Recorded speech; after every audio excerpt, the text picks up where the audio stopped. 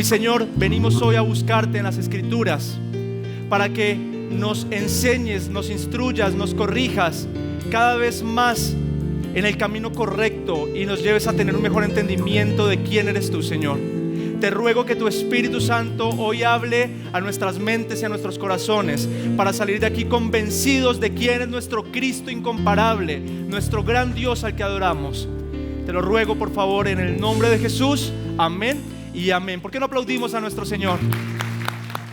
Me contaba el pastor Blair, yo cuando en el año 2000, en el cambio de 1999 al año 2000, yo tendría 4 añitos, 5 añitos, y por lo tanto pues no recuerdo nada de lo que ocurrió en esa época, pero el pastor Blair me cuenta que en ese momento en alguna emisión televisiva, no recuerdo, no preciso el canal, en el noticiero sacaron el top 10 de los hombres más influyentes del primer milenio en la historia de la humanidad. Y por supuesto, en ese primer milenio aparecían hombres de mucho renombre, físicos importantes que dieron grandes avances a la humanidad en aquel entonces, militares importantes que movieron las fichas de la sociedad en aquel momento, pero creo que para sorpresa de ninguno de nosotros, el que estaba en el primer lugar como el hombre del primer milenio, como el hombre más importante del primer milenio, como el más influyente, como el que más contribuyó a la sociedad, ¿saben quién era? Jesús de Nazaret. Apareció como el hombre más importante del primer milenio. E hicieron un ejercicio en el segundo milenio, con hombres tan importantes y tan influyentes como lo fueron Napoleón Bonaparte, como Albert Einstein, como otro sinnúmero de hombres que influyeron bastante en la historia de esta sociedad y que nos han permitido dar grandes avances hacia adelante. Y en el año 2000 también concluyeron que el hombre más importante del segundo milenio, el más influyente, había sido Jesús de Nazaret. Me puse a investigar y hace algunos años, en el 2022, TV Azteca, que es el segundo medio televisivo en español más importante que existe, hizo una encuesta a cientos, incluso miles de personas, de cuáles consideraban ellos que era la persona más importante a la fecha, y la conclusión de estos encuestados fue Jesús de Nazaret. Y otro artículo interesante que encontré es una revista que se llama La Vanguardia, donde, permítame, le leo una frase que tengo aquí: tras analizar millones de páginas web, concluyen que la personalidad más importante del mundo es Jesús de Nazaret. No le estoy dando estos datos desde una óptica o una perspectiva, o una perspectiva meramente religiosa. Le estoy dando estos datos desde una perspectiva, una óptica secular, con datos históricos, con datos corroborables. Y la conclusión a la que podemos llegar entonces, y espero que todos estén de acuerdo conmigo, es que el ser humano más influyente que ha pisado este planeta y que más ha causado situaciones, movimientos, es Jesús de Nazaret. Y la pregunta es, ¿por qué? ¿Por qué? ¿Cómo llegó a ser el hombre más importante de la historia? Porque si usted bien recuerda, y estoy seguro que lo recuerda, ¿dónde nació Jesús? En una pequeña aldea en la nación judía llamada Belén, hijo de una dama que no tenía ningún abolengo importante, algún rasgo familiar importante, nacido desde la perspectiva humana, aparentemente de fornicación, pero ya sabemos entonces que él es hijo de Dios, el Espíritu Santo, pero desde su sociedad lo veían como alguien nacido en la fornicación. Era un pequeño carpintero de una aldea pequeña, de un país esclavizado, que aparentemente no tenía ninguna oportunidad, ninguna opción de ser alguien de renombre, al menos en esa situación en la que estaban en aquel entonces hace 2000 años. Y si nos ponemos a revisar aún más, pues la vida de Jesús no fue la más impactante a nivel mundial en su momento, porque mientras que cuando Jesús cumplió 30 años de edad y empezó a predicar, él predicaba en las aldeas de su región, en la región de Galilea, pero él nunca salió de su país, nunca salió de su nación. Por lo tanto, si él pudo llegar a tener alguna fama, la fama la había conseguido en ese pequeño país que estaba en condición de esclavitud, pues de los romanos, como usted bien lo sabe. Murió como cientos de miles de judíos morían en aquel entonces, crucificados en una cruz, sin ninguna muerte aparentemente llamativa o diferente, porque muchos eran crucificados en aquel entonces.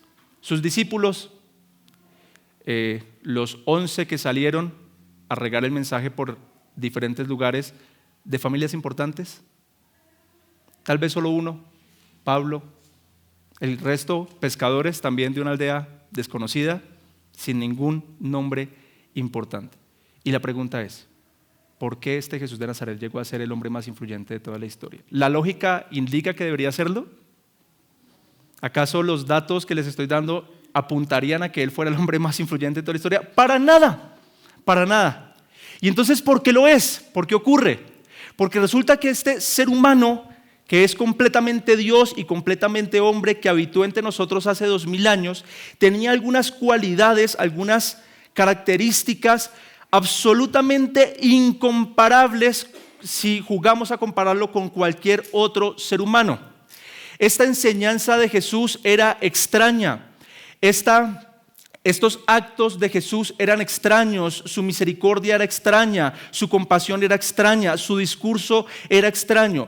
Y ese discurso del que tanto se habla, del que tanto se estudia a lo largo de estos 2000 años, es lo que ha generado que se impacte la sociedad a tal punto que las vidas de las personas sean transformadas. Después de 2000 años, el discurso de Jesús, a través de la obra del Espíritu Santo, sigue cambiando la vida de las personas. Y es tal vez por eso que este hombre es el más importante de toda la historia de la humanidad. Déjeme preguntarle, usted está convencido de que Jesús está vivo, ¿cierto? ¿Qué tanto le conoce? ¿Qué tanto sabe de él? Pues de esto se trata esta serie. Vamos a tener 4 enseñanzas para hablar de nuestro Cristo incomparable. 4 cualidades, 4 características que hacen que nuestro Señor, nuestro Maestro, sea tan relevante como le estoy mencionando. Y la enseñanza de hoy, el texto que quiero que revisemos hoy, apunta al siguiente título. Por favor, léalo conmigo: Nuestro Dios incomparable. Hoy quiero hablarle de Jesús antes de encarnarse como un ser humano. Le repito esa frase. Hoy quiero hablarle de Jesús antes de encarnarse como un ser humano. ¿Dónde estaba Jesús antes de ser un ser humano? ¿Qué hacía Jesús? ¿A qué se dedicaba? Y me voy a remitir a un texto que el año pasado por estas mismas fechas estudiamos con algunos de ustedes, pero creo que la ocasión amerita revisar este texto tan emocionante. Isaías capítulo 6, versículo del 1 al 10. Voy a leer los 10 versículos y después me devuelvo para darle algunas aclaraciones de esos versículos. Léalo conmigo, por favor. Isaías capítulo 6, versículo del 1 al 10. Comienza el texto diciendo lo siguiente: En el año de la muerte del rey Usías, vi yo al Señor sentado sobre un trono alto y sublime, y la orla de su manto llenaba el templo. Por encima de él había serafines, cada uno tenía 6 alas, con 2 cubrían sus rostros, con 2 cubrían sus pies, y con 2 volaban. Y el uno al otro daba voces diciendo: Santo, santo, santo es el Señor de los ejércitos, llena está toda la tierra de su gloria. Y se estremecieron los cimientos de los umbrales a la voz del que clamaba, y la casa se llenó de humo. Entonces dije: ay de mí, porque perdido estoy, pues soy hombre de labios inmundos, y en medio de un pueblo de labios inmundos habito, porque mis ojos han visto al Rey, el Señor de los ejércitos. Entonces voló hacia mí uno de los serafines, y lea con atención eso que hizo ese serafín, con un carbón encendido en su mano, que había tomado del altar con las tenazas, y con este tocó mi boca y me dijo: he tocado tus labios y es quitada tu iniquidad y perdonado tu pecado. Y oí la voz del Señor que decía: ¿a quién enviaré y quién irá por nosotros? Aquí estoy, envíame a mí. Le respondí. ¿Quién respondió eso? Isaías. Y el mensaje del Señor es el siguiente: y él le dijo: ve y dile a este pueblo, escuchen bien, pero no entiendan, miren bien, pero no comprendan, haz insensible el corazón de este pueblo, endurece sus oídos y nubla sus ojos, no sea que vea con sus ojos y oiga con sus oídos y entienda con su corazón y se arrepienta y sea curado. Dios bendiga su santa palabra. Interesante, ¿cierto? Esta porción de la Escritura. Bien, permítame darle algo de contexto de lo que está ocurriendo alrededor de este pasaje. Las primeras 6 palabras del texto inician con la muerte de un rey. ¿Cómo se llamaba el rey que se murió? El rey Usías. Yo no sé si usted ha tenido la oportunidad de acercarse a lo que fue la vida del rey Usías, pero si no lo ha hecho, permítame, le doy un resumen muy rápido. Tal vez fue uno de los mejores 5 reyes que tuvo la nación judía. Un hombre que empezó a reinar desde los 16 añitos, un muchachito que se sentó en el trono, pero desde jovencito empezó a tomar las decisiones que eran, las decisiones correctas para gobernar bien a su pueblo. Y el pueblo venía pues de una situación bastante decadente en muchas áreas. Entonces, bajo el reinado de Usías, que duró 40 años, Usías se encargó de restaurar la parte económica de la nación judía, restaurar la parte social y moral de la nación judía, de darle un nombre militar a la nación judía, y ya no era tan fácil de invadir, sino que tenía un gran nombre como héroe de batalla, el rey Usías. Pero por sobre todos estos logros, Usías lo que logró fue restaurar la parte espiritual del pueblo. El templo estaba lleno de ídolos, estaba lleno de otros dioses de otras culturas a los que los judíos normalizaron ir a adorar y rendirles culto. Y Usías, valientemente, porque eso requería valentía, sacó esos ídolos del templo, y por supuesto eso causó un poco de conmoción dentro de la sociedad, pero limpió el templo y lo dedicó nuevamente al Señor. Entonces, Usías es un gran hombre de Dios, ¿cierto? ¿Cuántos nosotros no quisiéramos ser como Usías? Sin embargo, tuvo un final un poco trágico, y es que llegando ya al final de su vida, se le subieron como los humos a la cabeza, e hizo algo que no le correspondía hacer a él como rey. Él, en calidad de rey, debía regir el pueblo, y los sacerdotes, en calidad de sacerdotes, debían presentar las oraciones y los sacrificios a Dios en el templo.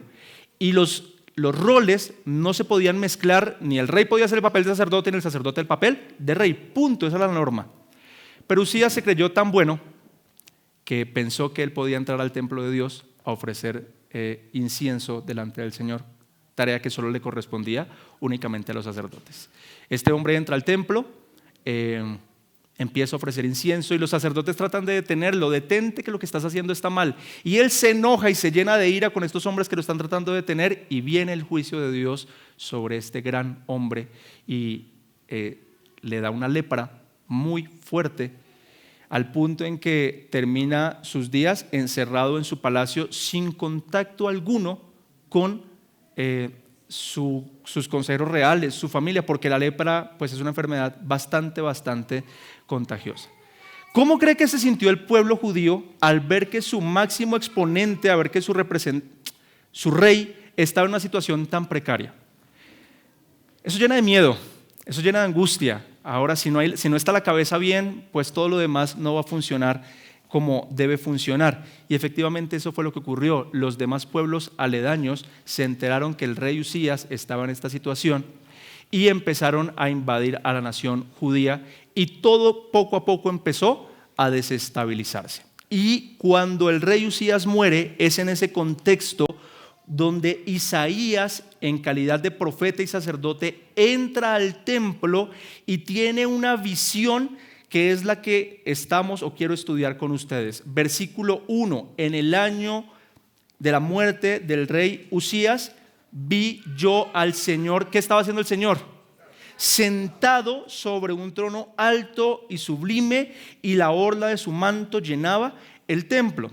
Entonces Isaías tiene esta visión, y a la persona que ve sentada en el trono no es al rey Usías, quien acaba de morir, no es al rey David, quien fue tal vez el mejor rey que tuvo Israel, no fue a Saúl ni fue a Salomón. El que sigue sentado en el trono gobernando, aunque la situación estuviera muy conmocionante alrededor, aunque la situación estuviera difícil alrededor, era Dios. Dios sigue sentado en su trono. Hermano, y esto es lo primero que quiero enseñarle: por más difícil que esté la situación a su alrededor, por más desesperanzador que se vea el panorama, Dios sigue sentado en su trono. ¿Y alguien podrá quitarlo de allí? No, porque nuestro Dios es todopoderoso, porque nuestro Dios es soberano, porque nuestro Dios rige con vara de hierro este mundo. Eso dicen las Escrituras. Y nada ni nadie podrá quitarlo de su trono, desde donde gobierna todos y cada uno de los sucesos que ocurren en este universo. Él está allí sentado, pero solemos olvidarnos de ese pequeño detalle, ¿cierto?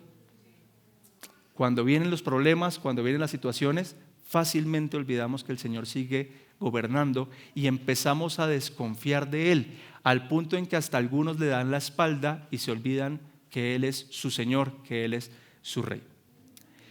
¿Todos estamos seguros de que Dios sigue gobernando hoy? ¿Por qué teme tanto entonces? ¿Por qué tiene tanto miedo si su Señor está sentado en el trono? ¿Acaso Él no tiene el poder para protegerlo? ¿Acaso Él no tiene el poder para cuidarlo? ¿Acaso Él no tiene el poder para darle todo lo que usted requiere para ser un verdadero hijo de Dios? Claro que sí. Y resulta que Isaías ve al Señor allí sentado sobre este trono y empieza a describir algunas de las características que vio allí.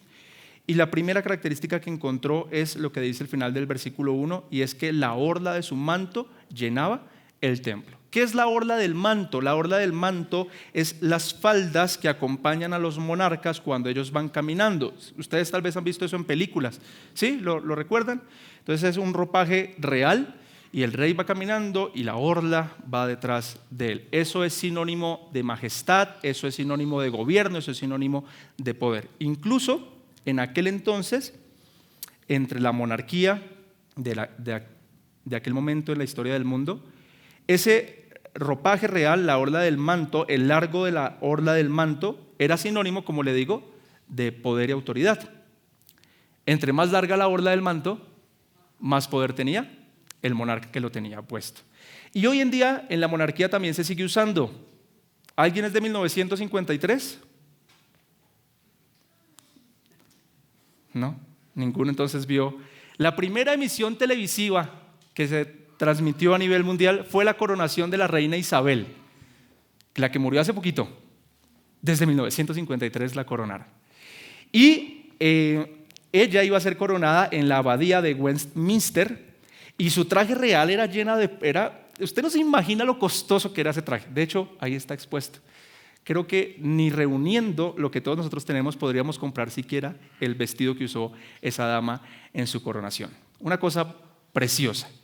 Pero tras de ella, mientras que iba caminando en ese camino real rumbo al trono donde se iba a coronar, tras de ella iba la orla de su manto, sus faldas. Y era tan extenso, como usted lo ve allí, que fue necesario que 9 damas de honor estuvieran cargando esta orla tras de ella para que pues la tela no se perjudicara. Era una tela pesada, era una tela muy costosa, pero pues esa tela simbolizaba lo poderosa que era esta mujer. Dueña casi de medio mundo, ¿no? Al coronarse en esa silla. ¿Entiende un poquito entonces lo que significa la orla del manto, cierto? Isaías había estado expuesto tal vez a muchos monarcas importantes, pero nunca había visto un rey como el que está allí sentado. La orla del manto de este rey que está allí sentado en su visión no es de unos 8 metros, no es de 10 metros, no solo lo acompaña unos cuantos metros detrás de él. La orla de este rey llenaba todo el templo. Era tan grande, era tan pesada, era tan gigantesca que se enrollaba y llenaba absolutamente todas las esquinas del templo. Isaías nunca había visto un rey con tanta majestad, con tanta soberanía como el que está viendo en este momento. Y créame que si Isaías lo dejó aquí inscrito es porque eso le causó una impresión bastante fuerte. Nunca vamos a ver a alguien tan valioso, tan importante, tan majestuoso como nuestro rey. Y aunque el mundo se pare de cabeza y aunque hayan naciones poderosas jugando a adueñarse de las tierras y del mundo, ninguna de esas naciones puede hacerle siquiera frente al rey de los ejércitos, a nuestro Dios que está sentado en su trono. Ese es nuestro Dios majestuoso. Pero a veces lo olvidamos. Y vemos a Dios tan pequeño, vemos a Dios tan inofensivo, sin poder, sin autoridad, y por eso necesitamos acercarnos a estos textos para recordar quién es el Dios que sigue gobernando hoy. Ese es nuestro Dios.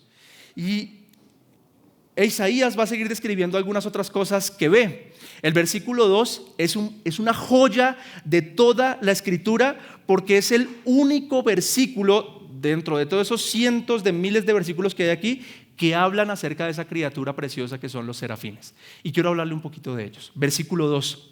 Por encima de este rey había serafines. Cada uno tenía 6 alas, con 2 cubrían sus rostros, con 2 cubrían sus pies y con 2 volaban. La Biblia habla de ángeles, ¿cierto? Que son como los mensajeros de Dios. La Biblia habla de querubines, que son como los protectores. Por ejemplo, en el Arca del Pacto, Dios ordenó hacer 2 estatuas sólidas de querubines que simbolizaban la protección del Arca del Pacto. Pero en ningún otro texto de la Biblia se habla de los serafines. Y lo que podemos ver, según lo que vamos a estar leyendo en el versículo 3, es que estos serafines fueron creados o diseñados para ser los encargados de adorar al Señor en su inmediata presencia. Y eso es algo muy complejo de entender, porque Dios es omnipresente, pero de alguna manera Él se manifiesta en algún lugar puntual y recibe adoración inmediata de estos serafines. Y cuando Dios crea algo, lo crea tan perfecto para que se desempeñe en el lugar donde este algo o este alguien va a habitar. Permítame, se lo explico. Por ejemplo, los peces, ¿dónde van a habitar los peces? En el agua, y Dios los hizo perfectos para que habiten en el agua con sus agallas, con sus escamas, con todo lo necesario para que allí funcionen. Los seres humanos, ¿dónde van a habitar? En la atmósfera, en el aire. Entonces nos dio los pulmones y nos dio todo lo necesario para habitar y subsistir en el lugar donde Dios determinó que nosotros debíamos estar. No me pregunte por el ornitorrinco ni por algunos otros animales todos extraños. Dios a veces hace cosas extrañas. Pero Dios tiene esa creatividad para crear lo necesario para que su creación habite bien en el lugar donde Él lo va a poner. ¿Y nos sobra algo? ¿Sobra algo? No sobra absolutamente nada. Dios lo que crea, lo crea bien. Y Dios va a crear estos serafines para estar en su inmediata presencia. Y dentro de su anatomía, Dios decide ponerles, ¿cuántos pares de alas? 3 pares de alas, en total 6 alas. Y nos cuentan qué hacen con esas alas, y creo que son detalles que necesitamos revisar un poco. Bueno, dice el versículo 2, por encima de él había serafines, cada uno tenía 6 alas, con 2 cubrían sus rostros, con 2 cubrían sus pies, y con 2 volaban. Y voy a arriesgarme a indagar un poco en el hecho de por qué era necesario que estos serafines cubrieran sus rostros. Ellos, pues, con un par de alas volaban, es apenas fácil de entender. Después les enseño por qué era necesario que cubrieran sus pies, pero hoy quiero centrarme por unos instantes en el hecho de por qué era necesario que cubrieran sus rostros. Y creo que para darle luz a este texto, necesitamos remitirnos por unos instantes a un acontecimiento que ocurrió unos cientos de años atrás de lo que estamos leyendo, con Moisés. Conoce la historia de Moisés y el pueblo en el desierto, ¿cierto? Hay un acontecimiento cuando ellos están vagando por el desierto, rumbo a la tierra prometida, donde llegan a un monte muy famoso. ¿Alguien recuérdeme el nombre de ese monte famoso? ¿No? El monte Sinaí, el famoso monte Sinaí, donde Dios va a entregar las tablas del pacto, los 10 mandamientos, y va a dar bastantes instrucciones sobre cómo construir el tabernáculo. Mejor dicho, esa montaña es sumamente importante. Pero en el periodo de tiempo que estuvieron acampando en las faldas de ese monte, hubo un acontecimiento tan único, tan extraño, y es que dice la Escritura, eso está por allá en Éxodo 20, que la presencia de Dios se posó sobre la montaña, sobre la cima de la montaña. Y tal vez el que no ha leído el texto se imaginará la mejor escena posible, nubes blancas, no sé, un trono, una persona ahí de pie, no sé qué se imaginarán, pero el panorama es totalmente contraintuitivo a lo que nos imaginamos de lo que puede ser la presencia de Dios. Eran nubes negras, espesas, habían truenos, habían sonidos de trompeta y era una nube muy densa posada allí sobre el monte Sinaí. Y mientras tanto ese 1,5 millones de pueblo que estaba en las faldas del templo mirando la montaña, ¿cómo creen que estaban? ¿Dichosos o alegres? Estaban muertos de miedo. Y tras del 8, Dios le dice a Moisés: dile a todo el pueblo que suba aquí a mi presencia. El pueblo le dice a Moisés: no, ni siendo cierto nos vamos para allá. Hagamos algo, vaya usted, hable con Dios y después viene y nos cuenta qué nos dice, porque allá no vamos a subir nosotros. Decepcionante, ¿cierto? ¿Subirían ustedes? Sí, claro, si Dios nos está diciendo que subamos. Pero entonces tuvo que haber sido una escena muy terrorífica para que este pueblo decidiera no subir. Efectivamente Moisés sube y en medio de esta situación tan asombrosa que le estoy contando, ocurre una de las conversaciones también más asombrosas que hay en toda la Escritura, y es una conversación entre Dios y Moisés. Es como si Moisés se fresqueara un poquito con Dios. Permítame parafrasear un poco esa conversación. Es como si Moisés le dijera: Señor, ya he visto las grandes obras que haces, vi cómo el mar se abrió en dos, he visto milagros, he visto cosas que haces, pero Señor, yo quiero la mejor parte. ¿Qué quieres? Déjame verte. Es como si Dios se sonriera y le dice: ay, Moisés, está escrito que ningún hombre me verá y vivirá. Pero hagamos algo. Voy con una piedra y le voy a hacer un hueco. Tú vas a poner tu rostro sobre ese hueco, sobre ese agujero, y yo voy a tapar ese agujero con mi mano. Voy a pasar, le dice Dios, y por unos instantes voy a quitar mi mano para que tú puedas contemplarme, así sea por unos instantes de segundo. Y ocurrió, hermanos. La Biblia dice que Moisés pudo ver, la palabra es las espaldas de Dios. Hermoso, precioso, pero no es a lo que quiero apuntarle con ese acontecimiento. Lo que quiero apuntarle con este acontecimiento es lo que pasó después. Moisés baja del monte Sinaí después de haber tenido este encuentro con el Señor, y cuando va bajando la montaña, el pueblo está totalmente enloquecido, ha hecho un montón de cosas equivocadas, pero empiezan a ver que por la montaña baja una pequeña lucecita que ellos al principio no entienden qué es. Y algunos deducen que es Moisés. Entonces todos se forman para recibir a su gobernante, a su comandante. Y a medida que Moisés va dando pasos hacia adelante y se va acercando al pueblo, el pueblo empieza a incomodarse y tiene que empezar a quitar su rostro de la mirada de Moisés, porque el rostro de Moisés está brillando a tal punto en que el pueblo no aguanta el rostro refulgente de Moisés y optan por ponerle un trapo negro en la cabeza.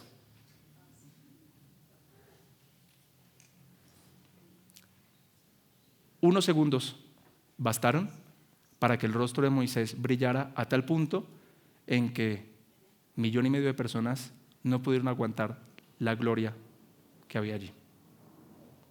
Ahora medite por unos instantes en los serafines. Los serafines están eternamente, desde que fueron creados, y estarán eternamente en la inmediata presencia de Dios, con sus rostros expuestos al Dios Santo. Y aunque estos seres no tienen pecado alguno en ellos, Dios les proveyó un par de alas para que cubrieran sus rostros, porque seguramente, aunque son santos, estos serafines no aguantan el resplandor de la gloria de Dios.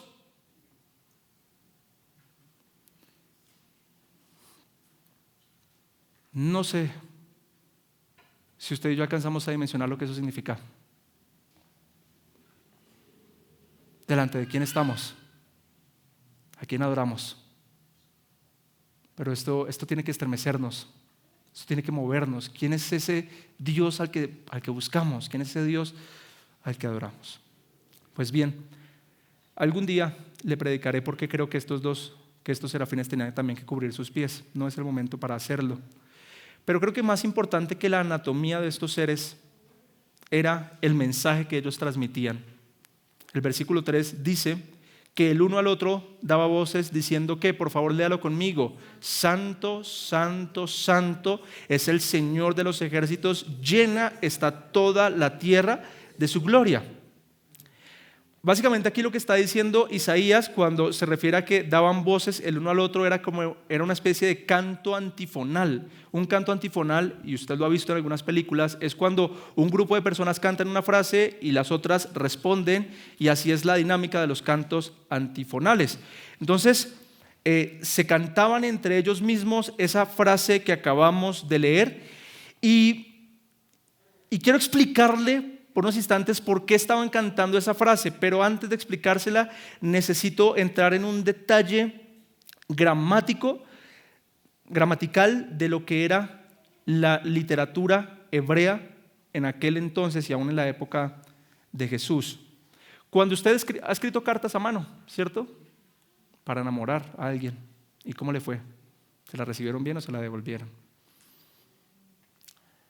Cuando quiere resaltar usted alguna idea cuando escribe, ¿qué hace? Negrilla, ¿cierto? La subraya, tal vez, resaltar alguna palabra, resaltar alguna idea. La pone en mayúscula. Hacemos algo para que el lector sepa que esa frase es importante. Bueno, en la literatura judía, en la gramática judía, lo que las personas hacían para resaltar una idea o resaltar un concepto, no existía tal concepto como la negrilla o tal cosa como señalar algo. Lo que hacían era repetir las palabras. Y cuando en la literatura se repetía al menos 2 veces, ya era algo de suma importancia que tocaba poner atención a ello. Pero cuando algo se repetía 3 veces, era como si el escritor estuviera dando gritos de que le pusieran especial atención a eso que están leyendo. A Jesús le encantaba utilizar ese recurso cuando predicaba. Cuando Jesús arrancaba sus mensajes decía, de cierto os digo. Era el segundo grado de repetición como para que sus oyentes dijeran, uy, lo que viene es importante. Y todo lo que predicó Jesús fue muy importante, pero cuando sus discípulos escuchaban el de cierto os digo, era atención completa porque lo que venía era una bomba, era algo grande. En el Apocalipsis también se repite esa idea. Por allá cuando suene la 7ª trompeta, dice que el ángel dirá, ay, ay, ay de aquellos que estén en la tierra cuando suene esta trompeta. Creo que ninguno de nosotros va a querer estar en ese momento. Pero entonces sí es ese recurso gramático que utilizaban los hebreos, los judíos, para transmitir una idea importante. ¿Y cuál es la idea importante que quiere transmitirnos aquí Isaías? Tiene que ver con ese atributo de Dios. ¿Cuál es el atributo aquí que se repite al 3er grado de importancia? Santo, santo, santo. La Biblia en ningún lugar dice que Dios sea amor, amor, amor. La Biblia en ningún lugar dice que Dios sea justicia, justicia, justicia, o misericordia, misericordia, misericordia. El único atributo de Dios que tiene un 3er grado de importancia es que Él es santo, santo, santo. Por lo tanto, tal vez lo que el Señor quiere transmitirnos a través de esto es que el atributo por el cual Él quiere ser reconocido más que por sobre los demás es que Él es santo, santo, santo. Y creo que es muy fácil entender que Dios es amor porque entendemos la palabra amor muy bien. Es fácil entender que Dios es misericordia porque entendemos la misericordia bien. Es fácil entender que Dios es justicia porque entendemos la justicia bien. Pero cuando nos adentramos a tratar de entender lo que significa la santidad de Dios, nos metemos en un tema tan insondable, hermanos, tan complejo de entender, porque ¿qué significa la palabra santo? Alguno podrá decir apartado, sí. Otro podrá decir puro, pureza, sí. Y creo que nos costaría darle un sinónimo a la palabra santo, es como muy única. Yo les debo confesar algo. Aunque hace un año prediqué de esto y creo haber dicho algo muy similar, de que no entendía del todo la santidad de Dios, hoy después de un año tengo que decirle que tampoco la entiendo. Es el atributo más insondable de Él. Dentro de las millones de cosas que puede significar que Dios es santo, Una es que no tiene punto de comparación. No hay absolutamente nada que se pueda comparar con nuestro Dios. No entiendo eso. ¿Qué significa eso?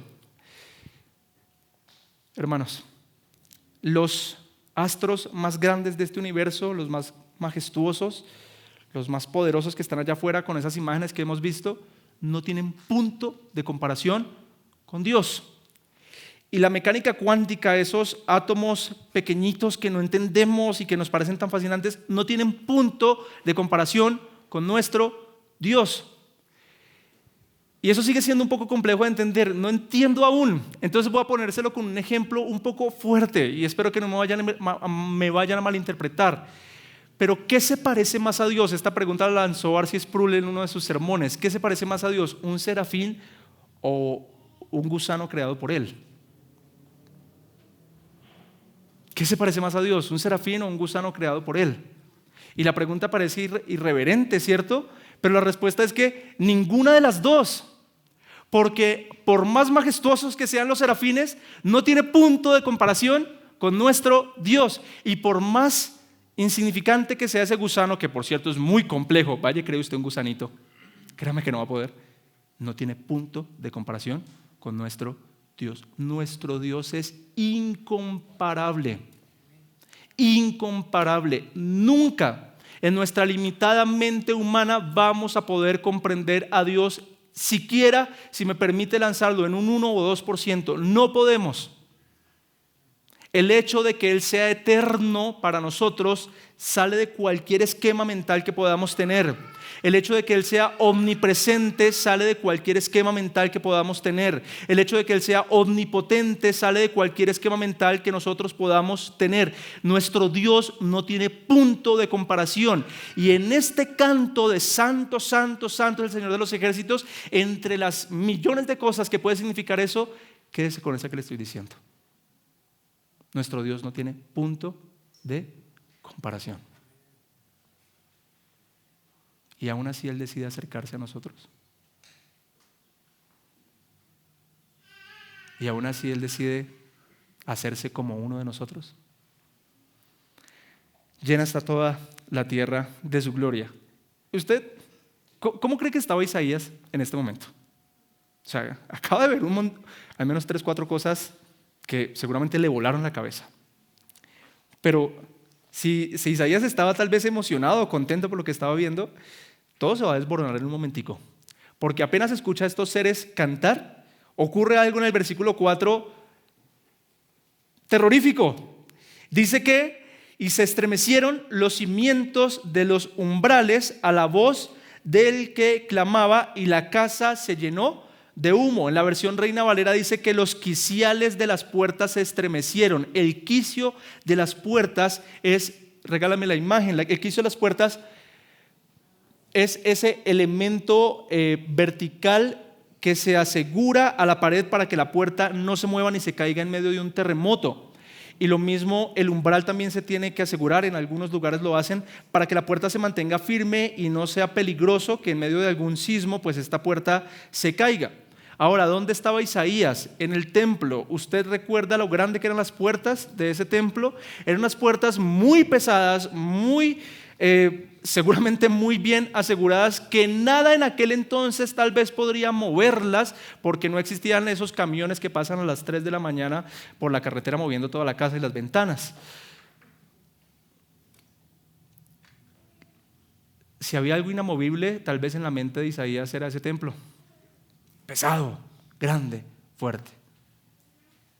Y escucha cantar a estos seres y los cimientos de los umbrales, los quicios de las puertas se estremecieron.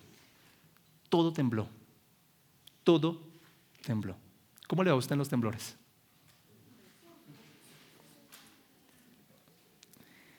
Y no solo fue el temblor, se llenó de humo todo el lugar. Se llenó de humo todo el lugar.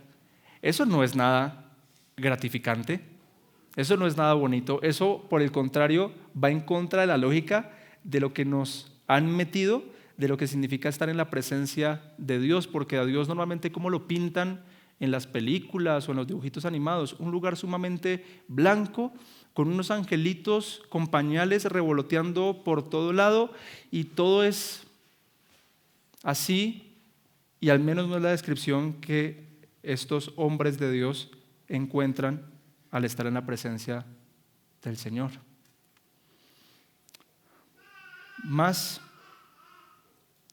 terrible que la situación que está viendo Isaías es lo que él sintió por dentro. Y antes de leer el versículo 5, permítame recapitular por unos instantes y recordarle quién era Isaías. Isaías, bueno, yo no he hecho un estudio moral de cómo era la moralidad en aquel entonces, pero estoy casi que convencido de que Isaías era uno de los hombres más moralmente correctos y más justos que había sobre la tierra cuando él vivía. Fue llamado a la santa vocación de ser un profeta de Dios. Un profeta de Dios era un hombre que Dios escogía para transmitir, para poner sobre él su mensaje y que él fuera a dar el mensaje al pueblo. Y esos momentos cuando Dios transmitía el mensaje, créanme que no eran nada bonitos. Si usted lee a Habacuc, si usted lee a algunos otros profetas, se va a dar cuenta que cuando Dios les hablaba era un acontecimiento bastante tenebroso para ellos, hasta dolía. Pero si Dios lo escogió, bueno, por su gracia, por su misericordia, pero normalmente los profetas vivían a las afueras de las ciudades para no contaminarse con el pecado del pueblo. Normalmente tenían unas vidas bastante extrañas y apartadas, únicamente para ser exactamente eso, apartados del pecado del pueblo y poder transmitir el mensaje lo más puro posible. Entonces, seguramente si hubiésemos conocido a Isaías en aquel entonces, Isaías era uno de los hombres más correctos que había. Algunos de nosotros, en calidad de cristianos, diríamos: yo quiero ser como ese hombre, con su vida de oración, con su vida de entrega. Un hombre, entre comillas, en el buen sentido de la palabra, bueno. Y este hombre, tan correcto, tan puro, aparentemente, ahora está en la presencia de Dios. Y lo que le ocurre es lo que se describe en Isaías capítulo 6, versículo 5. Y él lanza las siguientes frases sobre él mismo: ay de mí, porque perdido estoy, pues soy hombre de labios inmundos, y en medio de un pueblo de labios inmundos habito, porque mis ojos han visto al Rey, el Señor de los ejércitos. Prácticamente aquí podemos escuchar a Isaías gritando: ay de mí. Y esa palabrita ay, que pareciera simplemente una exclamación, tiene una importancia gigantesca en las Escrituras, porque cuando los profetas hablaban de parte de Dios, cuando el mensaje era bueno o de bendición, la profecía iniciaba con la palabra bienaventurados. Bienaventurados ustedes que han abandonado su camino de perdición, bienaventurados ustedes que están buscando al Señor, bienaventurados ustedes que han recibido la bendición del Señor. Así iniciaba la profecía cuando era un mensaje positivo de parte de Dios. Pero cuando el mensaje era de condenación, cuando el mensaje era algo negativo, iniciaba con la expresión y con la palabra ay. Si usted lee Isaías capítulo 5, se va a encontrar con los ayes de Isaías. Ay de ustedes que no han abandonado el alcohol, ay de ustedes que siguen estafando a sus hermanos, ay de ustedes que no buscan al Señor como se debe. Jesús le dijo a los fariseos en calidad de profeta: ay de ustedes, ¿quién les enseñó a oír? ¿Quién les enseñó a ustedes estas falsas doctrinas que enseñan? El ángel del Apocalipsis, del que le hablé hace algunos instantes, también utiliza esa expresión en calidad de profeta: ay de aquellos que estén sobre la tierra. Entonces Isaías sabía lo que significaba esa palabra. Ay era el preludio de un mensaje de condenación, de un mensaje difícil de asimilar para su oyente. E Isaías, en calidad de profeta, va a lanzar ese ay sobre sí mismo. Ay de mí. Ay de mí. Ay de mí. Y da las razones: porque soy un pecador, soy un hombre inmundo, soy un hombre que habita en un pueblo de labios inmundos. Es que ¿sabe qué está ocurriendo aquí? Un choque directo entre la santidad de Dios y un ser humano pecador. Y nosotros a veces jugando a acariciar el pecado. Nosotros creyéndonos buenos. creyéndonos correctos. No. Fuera de Cristo, si algún hombre está en la presencia de Dios, lo que le espera es esto. Fuera de Cristo, lo que le espera a una persona en la presencia de Dios es esto. Y a los que estamos en Cristo nos esperaría lo mismo. Pero la dicha que tenemos ahora es que nuestro Señor Jesús sí fue un hombre perfecto y los méritos de Él ahora también son nuestros por haber creído en Él.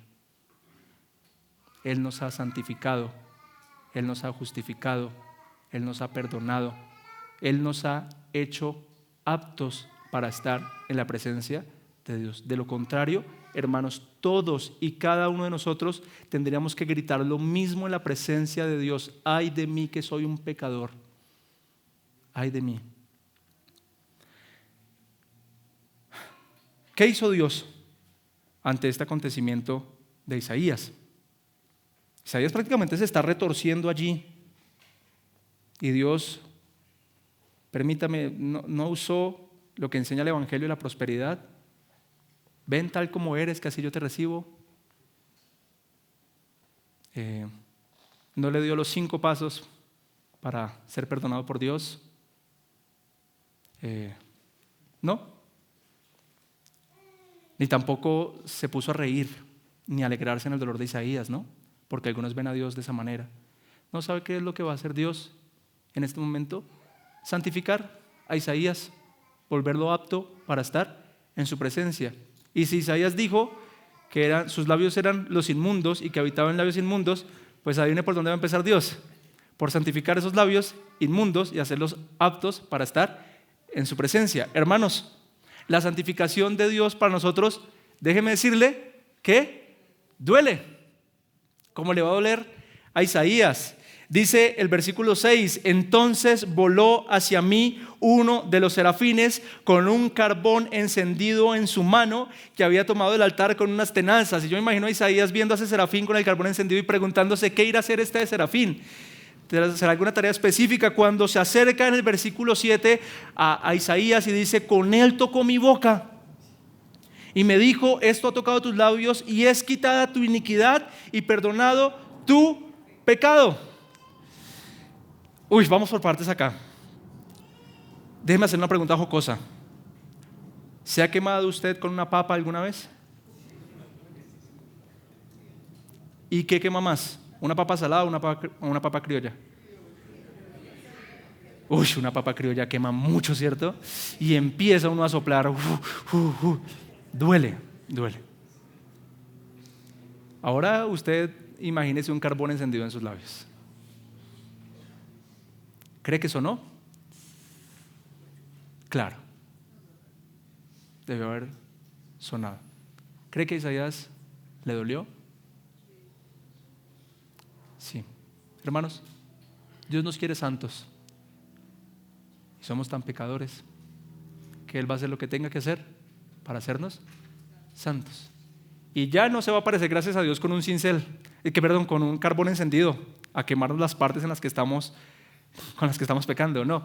Pero Dios sí tiene otra herramienta, que es la palabra de Dios, y la palabra de Dios es como un martillo que nos rompe, que taladra. Dios es experto como alfarero en usar el cincel y en cogernos a nosotros en calidad de barro y empezar a golpear, porque sabe que es lo mejor, porque necesita santificarnos, porque necesita hacernos a la imagen de Él. No necesita, lo quiere hacer.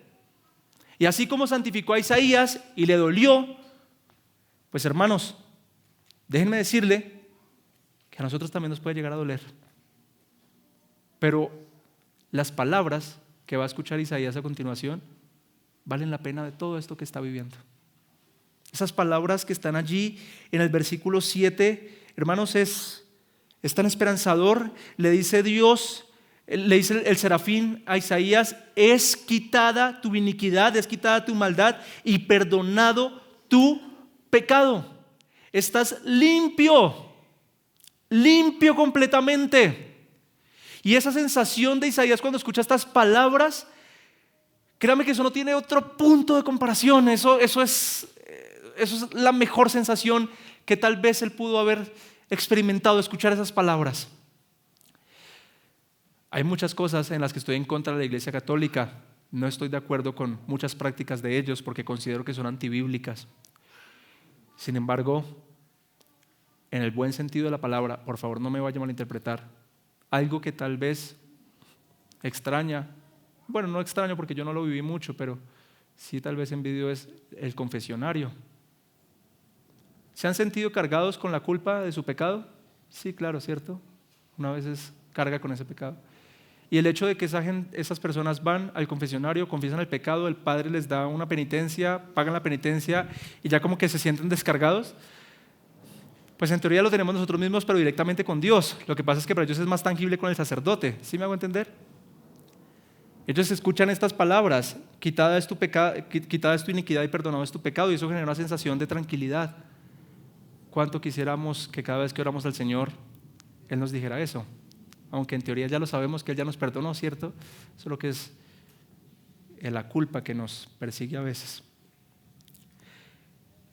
Isaías en este momento está apto para estar en la presencia de Dios. Y si usted nota, hasta este momento Dios había hablado, había mencionado alguna palabra, ni una sola palabra. Y sospecho que donde Dios hubiese mencionado alguna sola palabra en la presencia con Isaías allí en ese estado, lo mata.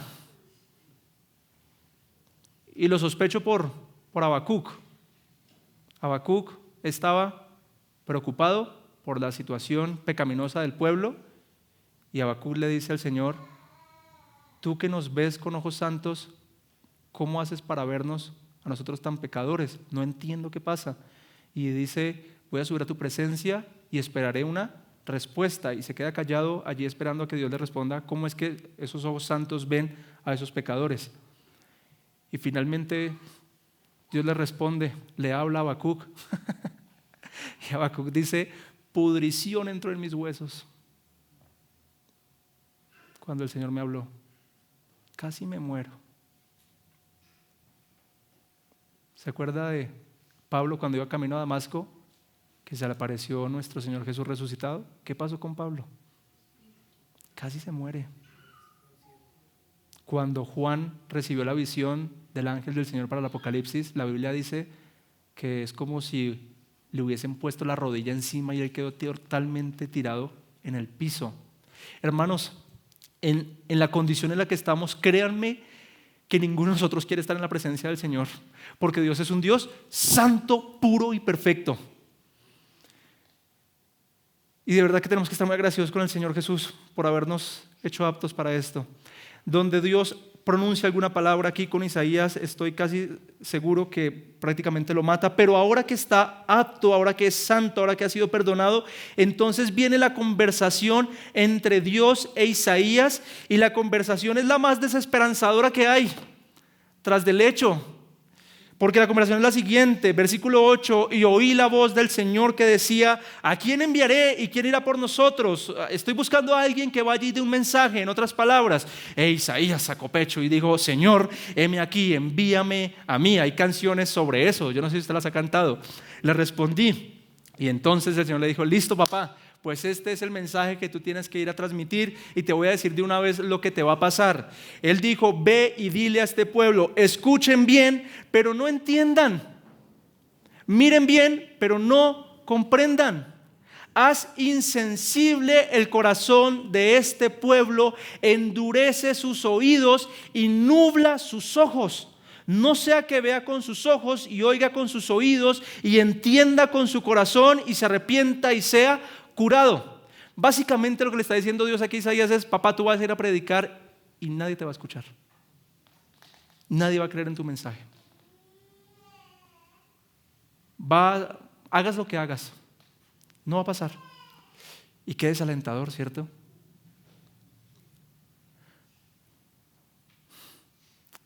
Y efectivamente le ocurrió. En este capítulo, Isaías 6 recibe su comisión para ser profeta, y durante 40 años va a estar profetizándole al pueblo de Israel el mensaje de Dios, y nadie le escuchó. Hasta que finalmente fue asesinado por andar denunciando el pecado de un rey llamado Manasés, a Isaías lo partieron por la mitad. Cuenta la leyenda, eso no está en un registro bíblico. Y así fue el final trágico de este hombre, Isaías. Pero, ¿cree que murió con la frente en alto? Hermanos, esta experiencia que acaba de tener Isaías en el capítulo 6 es el motor que lo impulsó durante 40 años para seguir predicando aunque nadie lo escuchara. Es el motor para que tomara las decisiones correctas que tenía que tomar, porque estaba convencido de quién era su Dios. Tuvo un encuentro tan personal, tan íntimo con su Dios, entendió quién era su Dios, que eso le bastó para que durante 40 años no se desviara ni a izquierda ni a derecha, sino que siguió haciendo las cosas de forma correcta. ¿Y sabe qué es lo que nos falta a muchos de nosotros? Una experiencia similar a esta, un entendimiento tan correcto de quién es el Señor, para no desviarnos ni a izquierda ni a derecha. Pero algunos todavía tienen una imagen tan pobre de Dios, algunos todavía tienen una imagen tan precaria de Dios, que con facilidad negocian el estar bien con Él con cualquier otra cosa de este mundo, porque no han tenido un encuentro personal con Dios. Y a Pedro también le pasó, estando en la barca: apártate de mí, Señor, que soy un pecador, le dijo, y se tiró al agua cuando estaba con Jesús. ¿Cómo ves tú a Jesús? ¿Cómo ves tú a Dios? El pensamiento que tú tienes de Dios es el pensamiento más importante de ti, más importante que lo que tú piensas de ti mismo, más importante de tu opinión política, de tu opinión social, lo que sea. La idea, el pensamiento que tú tienes de Dios es lo más importante de ti. Y me da mucha tristeza a nivel general en la iglesia la idea tan pobre que hay acerca de nuestro Dios. Nuestro Dios es grande. Nuestro Dios es poderoso, nuestro Dios es sublime. Ese es nuestro Señor. ¿Por qué darle la espalda tan rápido? No negocies eso. Necesitas entender esto, creerlo y tener una experiencia similar con el Señor. Ya voy a terminar.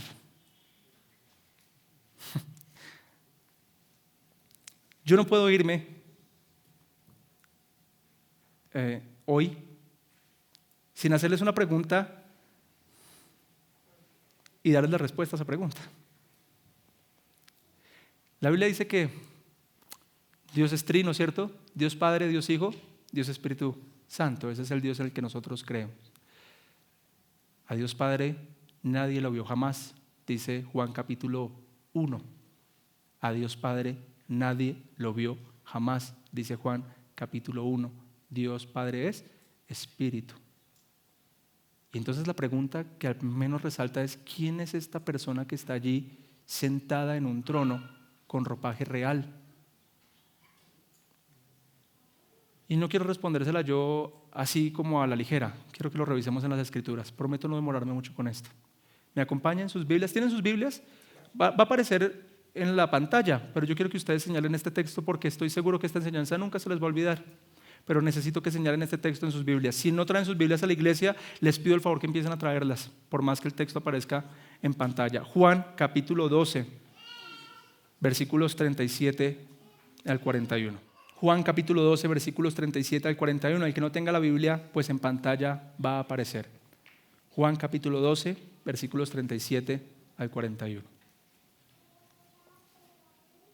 La Biblia dice, en el versículo 37, es Juan narrando algunos de los algo que ocurrió con Jesús. Jesús viene de hacer milagros, Jesús viene de hacer grandes obras, y Juan aquí nos está diciendo lo siguiente: pero aunque Jesús había hecho tantas señales delante de ellos, no creían en él, para que se cumpliera la palabra del profeta Isaías, que dijo: Señor, ¿quién ha creído a nuestro anuncio? ¿Y a quién se ha revelado el brazo del Señor? Y por eso no podían creer, porque Isaías también dijo: Él ha cegado sus ojos y endurecido su corazón, para que no vean con los ojos y entiendan con el corazón y se conviertan y yo los sane. Y el versículo 41 es la clave de esto. Esto dijo Isaías porque vio su gloria y habló de él. Y si lo leemos en la Nueva Versión Internacional, me encanta cómo lo transmite. Juan capítulo 12, versículo 40 al 41. Les ha cegado los ojos y endurecido el corazón, para que no vean con los ojos, ni entiendan con el corazón, ni se arrepientan, y yo los sane. Esto lo dijo Isaías porque vio la gloria de Jesús y habló de él. la persona con la que Isaías está teniendo una conversación en esa visión de Isaías capítulo 6 es nuestro mismo Señor Jesucristo antes de venir a la tierra, que fue con la pregunta que yo inicié este mensaje: ¿dónde estaba Jesús antes de encarnarse? En su gloria, en su majestad, recibiendo adoración de los serafines ocultando su rostro de aquel santo Señor al que nosotros hoy llamamos nuestro Maestro y nuestro Salvador. Ese Jesús tan glorioso, ese Jesús tan omnipotente, tan glorioso, decidió encarnarse para hacerse como uno de nosotros y se hizo pecado.